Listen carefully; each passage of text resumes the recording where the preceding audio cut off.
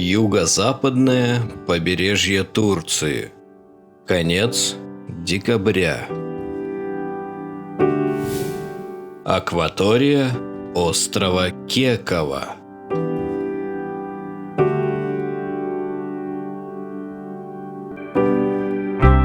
Острова архипелага покрыты типичной для Средиземноморья растительностью, в том числе кустарниками и соснами.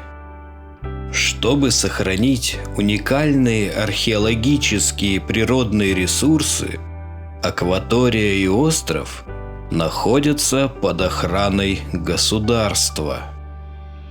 Здесь был построен ресторан, но под давлением общественности власти его закрыли.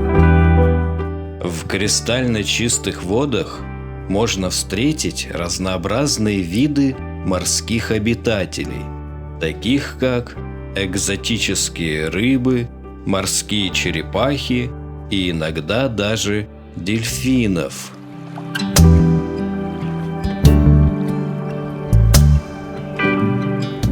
Здесь популярны экскурсии на катерах и яхтах, отправляемых из близлежащих городов.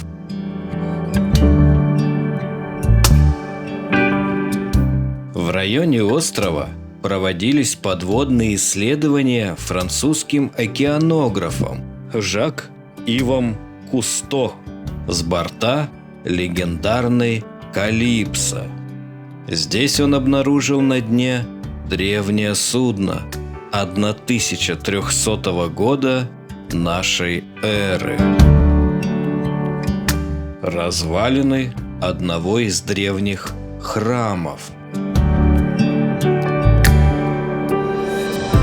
Остров Кекова ранее назывался Караволла, а в ликийский период – Далихесте.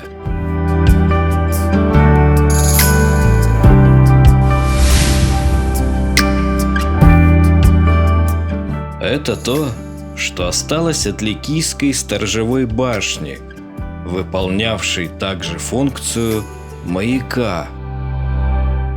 Башня, называемая Бурдж, использовалась как византийцами, так и османами. На башне можно заметить ствол пушки.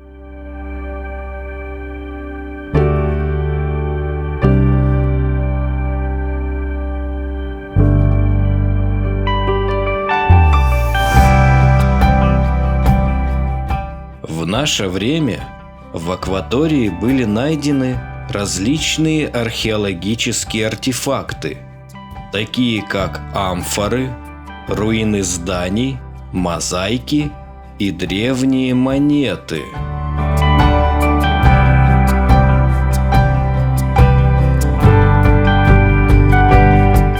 Остров Кекова имеет площадь около 4,5 квадратных километров. В древности здесь находился город Далихесте, основанный ликийцами за 1000 лет до нашей эры, и который во II веке уже нашей эры был разрушен землетрясением.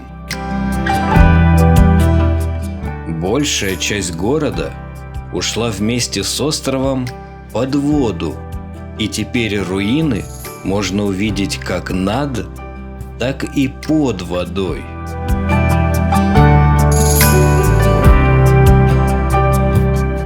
Сами руины включают в себя остатки домов, улиц и даже высеченных в скалах гробниц. В момент рассвета город находился на древних морских торговых путях, что делало его важным портом в античные времена.